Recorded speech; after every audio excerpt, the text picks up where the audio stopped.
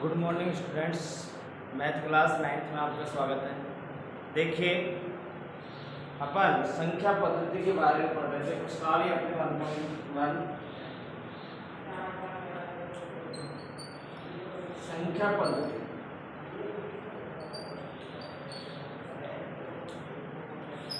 संख्या पद्धति पढ़ रहे थे जिसमें अपन ने प्राकृत संख्या, पूर्ण संख्याएं, पूर्णांक संख्या, परिमेय, अपरिमेय और वास्तविक संख्या पढ़ रहे हैं। अब देखिए यहाँ पर और भी संख्याएं हैं।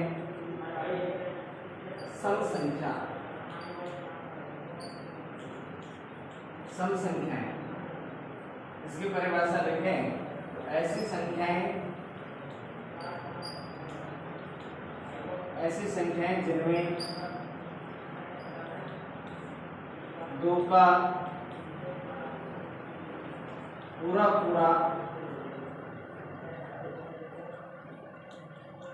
भाग जाता हो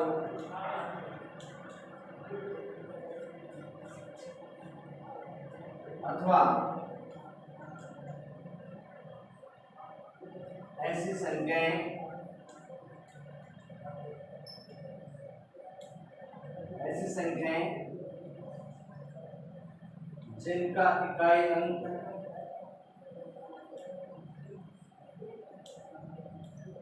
जिनका इकाई अंक 0, 2, 4, 6 व 8 तो वे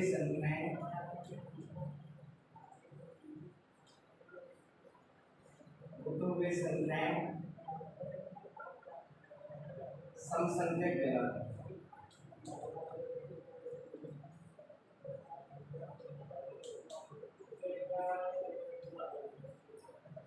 कैसी संख्या कहलाती हैं? सम संख्या कहलाती हैं।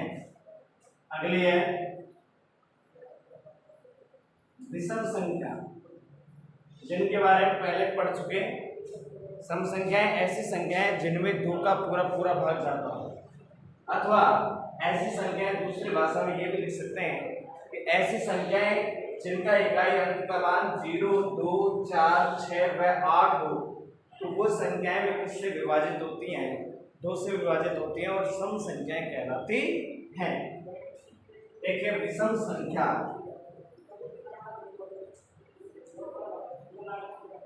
विषम संख्याएं ऐसी संख्याएं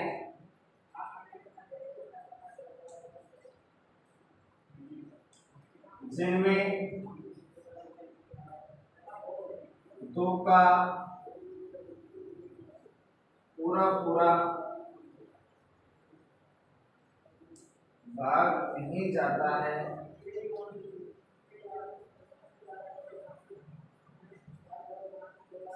अथवा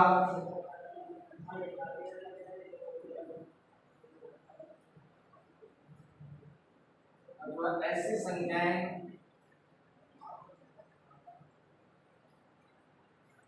संख्याएं जिनका इकाई अंक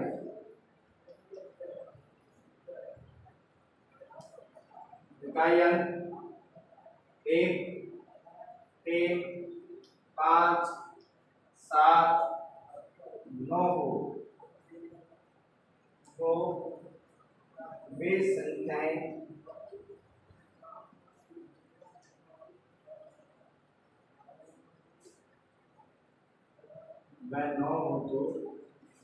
संख्याएं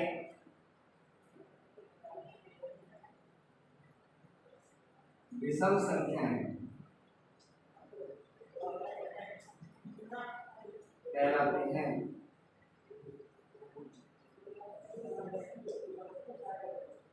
वो संख्या कैसे कहलाती हैं? विषम संख्याएं कहलाती हैं। तो ऐसी संख्याएं जिनमें दो का पूरा भाग नहीं जाता हो और जिनका इकाई अंक 1, 3, 5, 7, 9 हो, तो ऐसी संख्याएं, जैसे एग्जाम्पल लिखना चाहते तो लिख सकते हैं। 21 है, ये विषम है। 23 विषम है।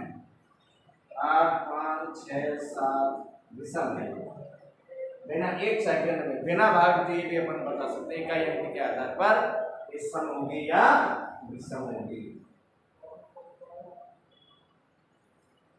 सम संख्या ऐसे ही हम विषम संख्या है, इन सम संख्याओं पर भी अपन तुरंत चाहे कितनी भी बड़ी संख्या हो अपन उसका जवाब दे सकते हैं इस समय है या विषम है। 3 5 7 9 और यहाँ पर लिख दिया सम हो गई।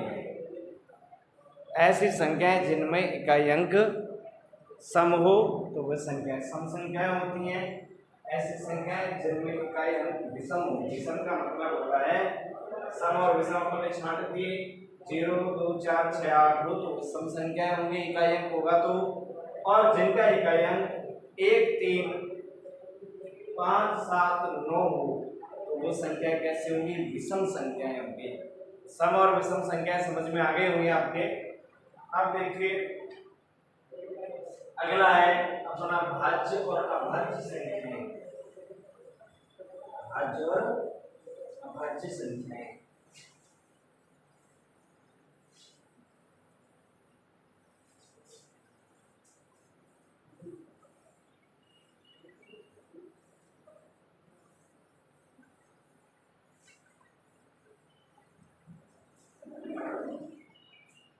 भाज्य और अभाज्य संख्या। अगला है भाज्य संख्या। ऐसी संख्याएं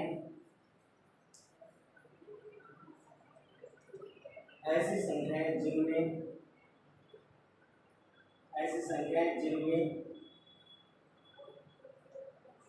एक और स्वयं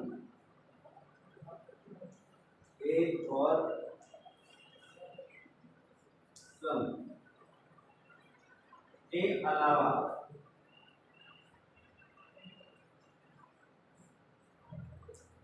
अन्य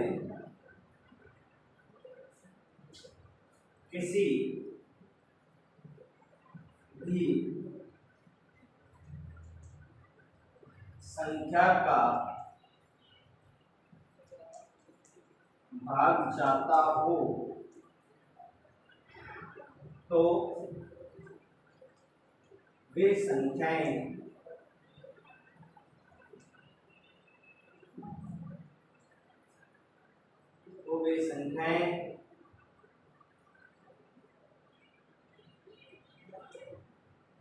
भाज्य संख्या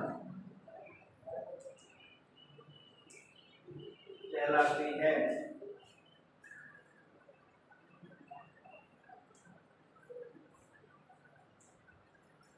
क्या कहलाती है, भाज्य संख्याएं कहलाती है।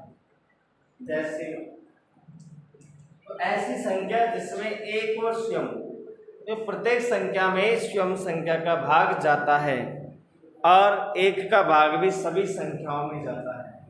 अतः ऐसी संख्या जिसमें एक और स्वयं के अतिरिक्त अन्य कोई संख्या का भाग जाता हो तो वो भाज्य संख्या कहलाती हैं।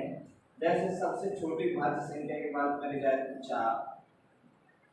4 के बाद में 6, तो 4 सबसे छोटी भाज्य संख्या है। जिसमें 4 सबसे छोटी भाज्य संख्या है क्योंकि 4 में 4 का भाग जाता है, 1 का जाता है और इसके अलावा उसमें 2 का भाग जाता है, इसलिए ये संख्या कैसी है, भाज्य संख्या है। 8 9 10 12 15 14 सबसे छोटे भाज्य संख्या की बात की जाए तो 4 होगी। ठीक है, यहाँ पर नेक्स्ट है अभाज्य संख्या।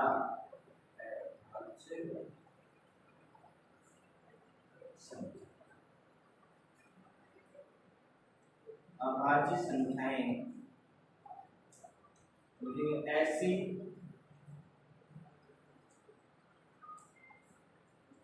संख्याएं जिनमें एक और स्वयं के अतिरिक्त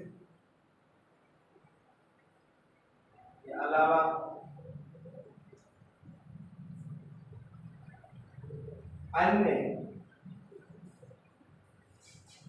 ऐसी संख्याएं जिनमें एक और स्वयं के अलावा अन्य किसी भी संख्या का भाग नहीं जाता हो,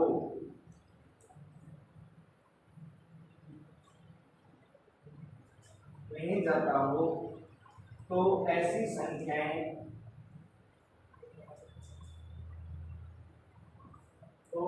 संख्याएं अभाज्य संख्या कहलाती हैं। अभाज्य संख्या कहलाती हैं। जैसे एग्जाम्पल के तौर पर बात करी जाए, अभाज्य संख्या है तो एक को न तो भाज्य में गिनेंगे न अभाज्य में गिनती होगी एक की। तो सबसे छोटी अभाज्य संख्या है आपके पास में 2 है, 3, 5, 7, 11, 13, 17, 2। तो ऐसी संख्या जिसमें एक और स्वयं के अतिरिक्त अन्य संख्या भाग नहीं आता है। तो सबसे छोटी सम संख्या है, केवल एक ऐसी सम संख्या है 2 जो अभाज्य संख्या है। नंबर 1 बात। दूसरी बात, 2 में 1 का भाग जाता है और 2 को जाता है, अन्य किसी भी संख्या का 2 के अंदर भाग नहीं जाता, इसलिए अभाज्य संख्या।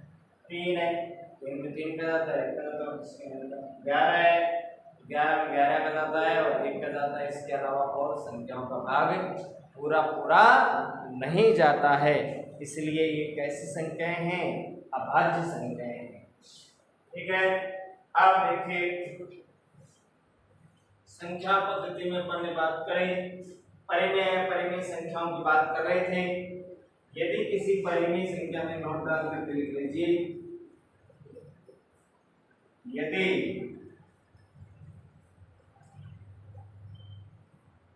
किसी परिमेय संख्या में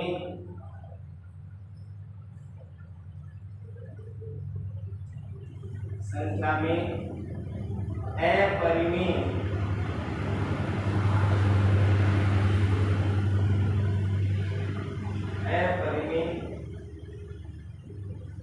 किसी परिमेय संख्या में अपरिमेय संख्या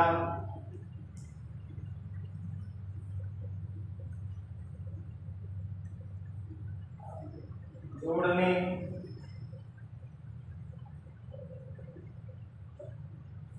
घटाने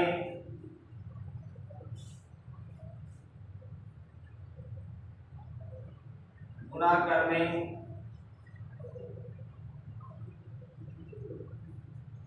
या भाग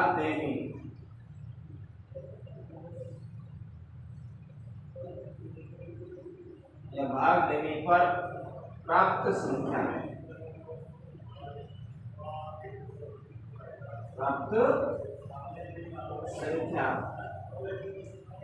अपरिमेय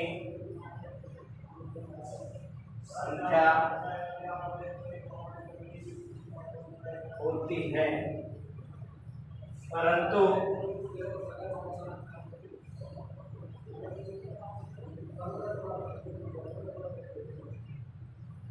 गुणा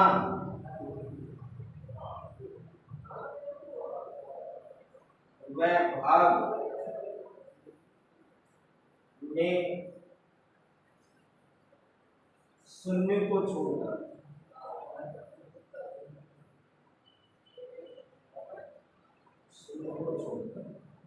सभी के लिए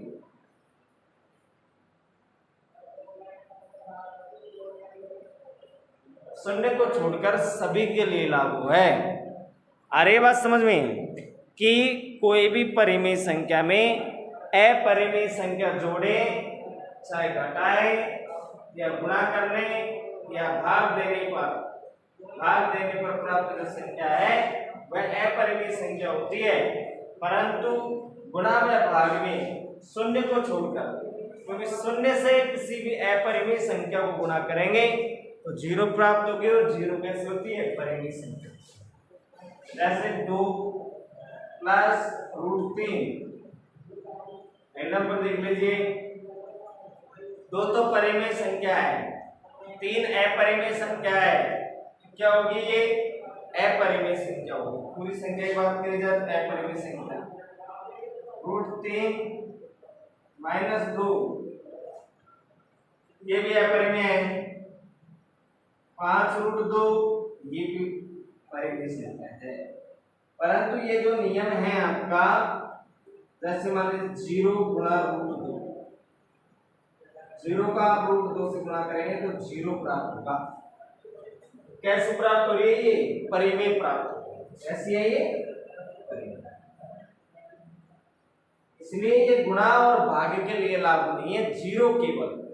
जीरो को छोड़ करके अन्य कोई भी संख्या हो, अन्य सभी संख्याओं के लिए ये नियम लागू होगा। ठीक है, अब आप देखिए, आगे से क्वेश्चन देखेंगे। पहला प्रश्न है आपका,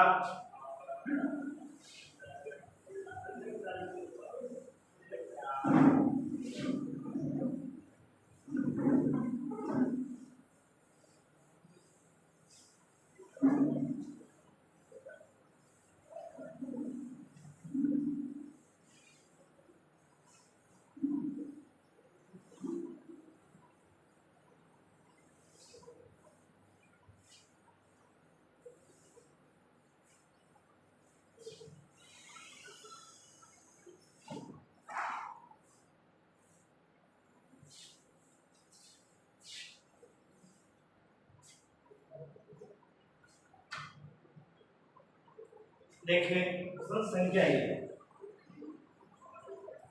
पहला प्रश्न है, क्या शून्य एक परिमेय संख्या है? एक परिमेय संख्या है। क्या इसे आप P/Q में पूछ रहे हैं? इसमें आगे प्रश्न, क्या आप इसे P/Q रूप में व्यक्त कर सकते हैं क्या? ये रूप में लिख सकते हैं, में लिख सकते हैं।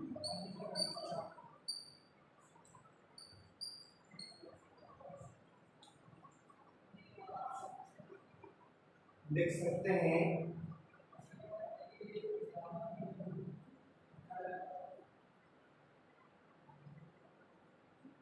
यहाँ P तथा Q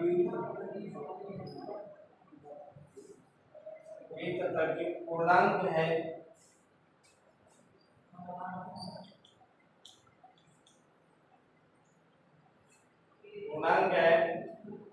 और Q नॉट इक्वल टू 0 है,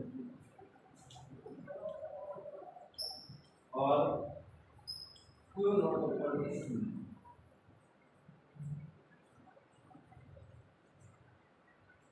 अब देखिए, ये पूछ रहा है तो अपन इसका जवाब, अपन ने परिभाषा लिखवाई थी परिमेय संख्या की, तब भी आपको क्लियर बताया था कि शून्य एक परिमेय संख्या है, और इसको हम P/Q के रूप में भी लिख सकते हैं। ठीक है, पर Q का P और Q कोई पूर्णांक संख्याओं में से हो, Q नॉट इक्वल टू 0, बटे में शून्य नहीं आना चाहिए। तो लिख देंगे शून्य, इसका उत्तर होगा हल, शून्य एक परिमेय संख्या है। लिखेंगे शून्य एक परिमेय संख्या है, इसे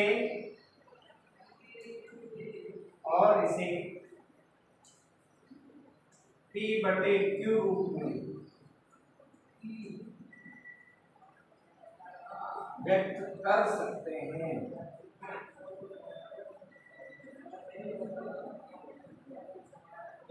सकते हैं, व्यक्त कर सकते हैं p/2 के रूप में। जैसे 0/5 बराबर 0, 0/6 बराबर 0। ठीक है, q का मान मल्टीपल 0। तो आप 0 को परिमेय संख्या बटे में दर्शा सकते हैं, इसमें दर्शा सकते हैं, बटे में दर्शा सकते हैं, इसलिए यह ऐसी संख्या है, परिमेय संख्या है। तो आप देखिए कोर्स खरीद लें अपना 9th क्लास का, और यहाँ पर वीडियो में फ़ोन नंबर भी दे रखे हैं। किसी भी प्रकार की समस्या हो तो आप फ़ोन करके पूछ सकते हैं, कोई चीज़ समझ में नहीं आए तो। इसके अलावा आप कॉपी लीजिए, रफ कॉपी लीजिए और पेन कॉपी गृह कार्य दोनों में कार्य साथ साथ करना प्रारंभ कर दो, जिससे समझ में भी आएगा। लिखने से समझ में आती है मैथ, लिख करके और हल करें सवाल, एग्जाम्पल देखिए, उदाहरणों को देखिए और हल करेंगे।